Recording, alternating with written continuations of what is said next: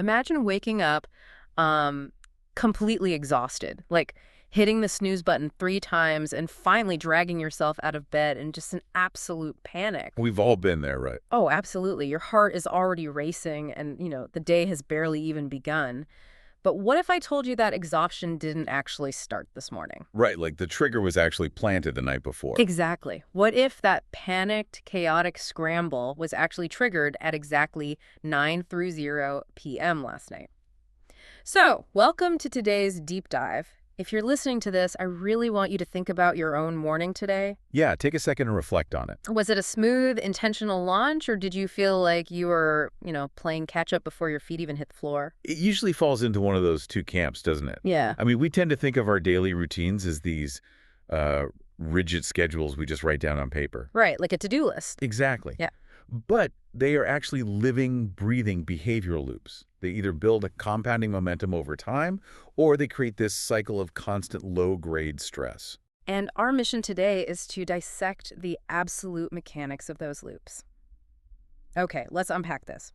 We're breaking down how you can move from a chaotic, reactive morning into a state of structured, sustainable productivity. It is huge. It is. And to do this, we're pulling from a really fascinating transcript from a show called English Daily. It tracks two individuals, Alex and Bella, who have completely opposite habits. They're like perfect case studies for this. They really are. We're going to use them as our test subjects to understand the hidden gaps between, intention and action in our own lives. Which is incredibly useful because a routine at its core is just a sequence of actions followed regularly. That's all it is. Yeah. But the way you string those sequences together, It changes everything. it literally alters your cognitive function for the rest of the day. So the research doesn't actually start with them sitting at a desk doing work. It starts at the very first possible moment of the day, when sleep ends. The origin point. Right. And there is a linguistic difference they discuss right out of the gate that completely reframed how I think about mornings. They draw a hard line between waking up and getting up. The distinction there is massive, both linguistically and psychologically. Yeah. Waking up simply means your eyes open and you stop sleeping. It's just a biological thing. Exactly. It's a purely biological event. You have no real control over it. Your circadian rhythm or your alarm clock dictates it. Yeah. But getting up, meaning physically removing your body from the mattress, that is a behavioral choice. A choice that dictates everything. The gap between that biological event and the behavioral choice is where the entire day is won or lost. Let's look at Bella's morning, for example. Let's do it. Her alarm goes off at 7:30 a.m. The biological event happens. But then she hits the snooze button to get 10 more minutes of sleep. And she does this 3 times in a row. 3 times. Yeah. So she wakes up at 7:30, but she doesn't actually get up until 8 a.m. What's fascinating here is the underlying mechanism of what that snooze button is actually doing to her brain. We treat it like a harmless luxury, right? Like we're treating ourselves to a little extra rest. Exactly. But neurologically, it is devastating. When your alarm goes off, your brain is typically pulling you out of a sleep cycle.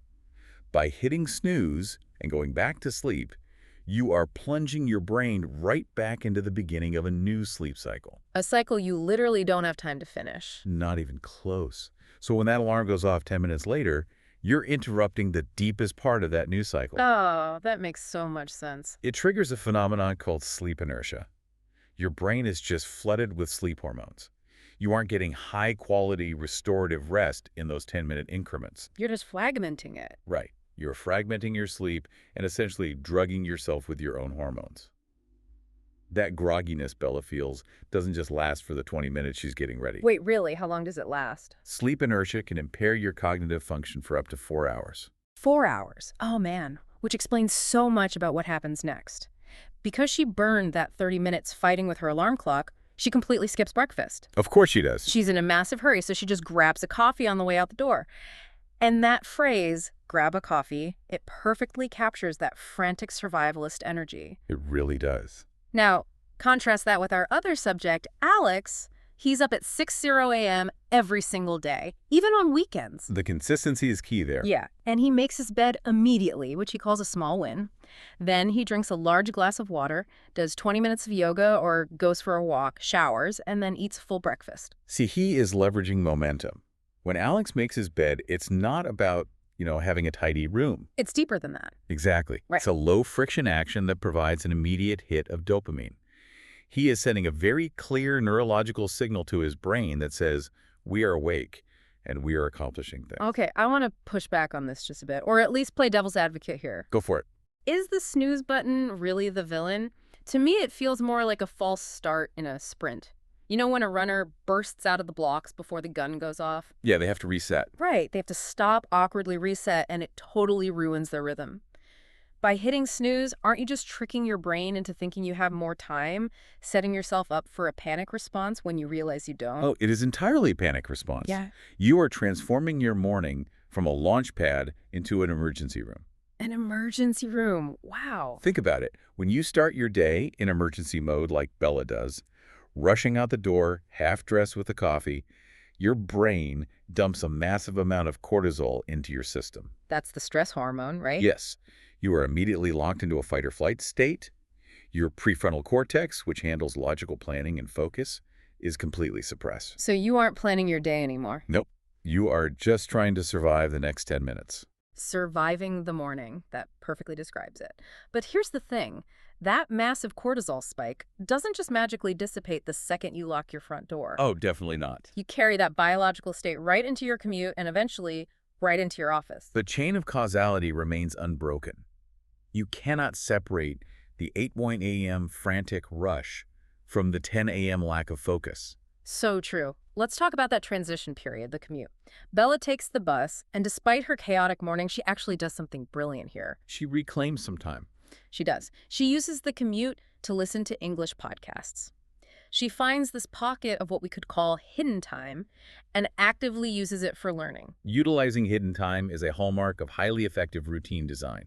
Most people view a commute as just, dead space. Right, time you just have to get through. But integrating a micro-habit, like 10 minutes of language learning, is a fantastic way to reclaim some agency over a morning that otherwise felt completely out of control. But the real test happens when that commute ends. When Alex arrives at his desk, the very first thing he does is process his emails and write out a physical to-do list. He anchors his focus immediately. Exactly. But Bella arrives at her desk, and she admits something that I think a lot of people listening to this will deeply relate to. She says she feels incredibly busy, but she rarely feels productive.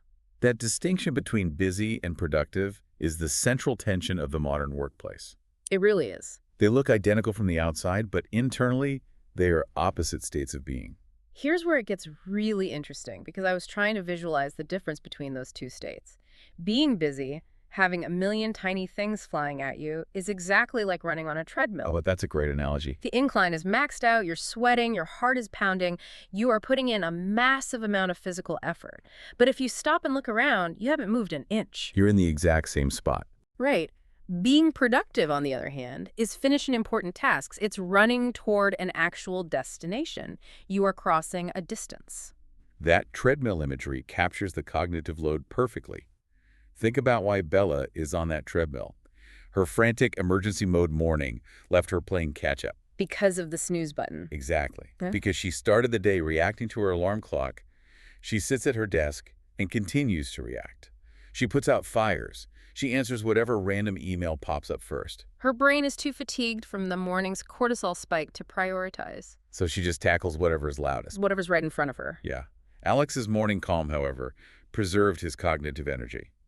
He arrives at the office with enough mental bandwidth to utilize a prioritization tool like a to-do list. He decides the destination before he starts running. Precisely. He dictates the terms of his workday rather than letting the workday dictate him. And that cognitive debt that Bella is building up doesn't just affect her work. It completely dictates how she tries to recover. Look at how they handle their midday breaks. The lunch habits are so revealing. They really are. Alex brings a packed lunch from home. It's cheaper, healthier, but the key detail is this. He takes a strict 30-minute break with 0 phone usage. He eats, and he lets his brain rest. And Bella? Bella says it's almost impossible for her not to look at her phone. She spends her entire lunch break scrolling through social media. Which is a classic compounding error in energy management. Wait, I have to challenge this because if I'm looking at funny videos or reading comments, I'm definitely not looking at spreadsheets or answering client emails. Sure. It feels like stepping away from work. Why is scrolling considered a failure to rest? I mean, it feels relaxing in the moment. It feels relaxing because you are receiving microdoses of dopamine, which mimic the sensation of pleasure. But we have to look at what your brain is actually processing. Okay, what is it processing? Neurologically, social media is highly demanding. Every time you scroll past a video, a picture, a news headline, your brain has to perform a context switch. Oh, wow. I never thought about it like that. It has to orient itself to a completely new set of visual and emotional information, process it, and react to it, all in a fraction of a second. So you're basically forcing your brain to sprint through an obstacle course while you're sitting still eating a sandwich. It's cognitive taxation. You are driving up what psychologists call switching costs. Mhm. By scrolling, Bella is keeping her nervous system highly stimulated. She isn't getting a true mental break at all. That is so exhausting just to hear. Meanwhile, Alex's phone-free lunch deprives the brain of that rapid-fire stimulation. He is deliberately stepping off the treadmill. Letting his dopamine reset. Exactly. He allows his dopamine levels to baseline, which means when he goes back to his desk at 1:00 p.m., he actually has the focus required to be productive again. It's wild to think that being slightly bored for 30 minutes is actually a competitive advantage. It absolutely is. Bella is so terrified of being understimulated that she drains whatever battery she had left. Which brings us to the most crucial transition of the entire routine, how they shut down at the end of the day. Yes, the unwind phase. The way you manage your energy at work dictates how you exit work mode. And honestly, looking at how these two handle their evening decompression completely changed how I view my own schedule. Well, we tend to view midnight as this magical hard reset button. We think the day just ends and a new one begins, but your biology doesn't care about the clock on the wall. It operates in cycles. Exactly, it's a continuous flow. Right. The evening routine, secretly just the prologue to the next morning. In the research, they dive into this concept of unwinding. Bella actually starts off with a great strategy. She does. She goes for a run after work or she cooks dinner, specifically to stop thinking about her job. That physical transition is incredibly healthy, but then she derails. The screens come out. Yep, she watches Netflix and she admits to using her phone while lying in bed, even knowing it's a bad habit. Alex points out the exact physiological reason why that habit is so destructive. The screens from TVs, tablets, and phones emit high levels of blue light. Which tricks the brain, right? Completely. In nature, blue light is only produced by the sun. When you stare at a screen in bed, you are actively suppressing your brain's production of melatonin. That's the hormone responsible for regulating sleep. You're basically shining a flashlight into your brain and screaming, "It's noon, stay alert." That's a great way to put it. You're confusing your circadian rhythm entirely. Your body is physically exhausted, but your neurochemistry is bracing for the middle of the day. Now look at Alex's bedtime routine. It sounds almost militant in its precision, but the result is incredibly peaceful. What's his process? At 9:30 p.m., his computer is turned off. It's a hard boundary. He then reads a physical book for 15 minutes to let his brain shut down, and he is asleep by 10:30 p.m. Notice the phrasing he uses there. He lets his brain shut down. Like it's a process. He implicitly understands that sleep is not a switch you can just flip off. It's a ramp that you have to slowly walk down. I love that visual, a ramp. Yeah.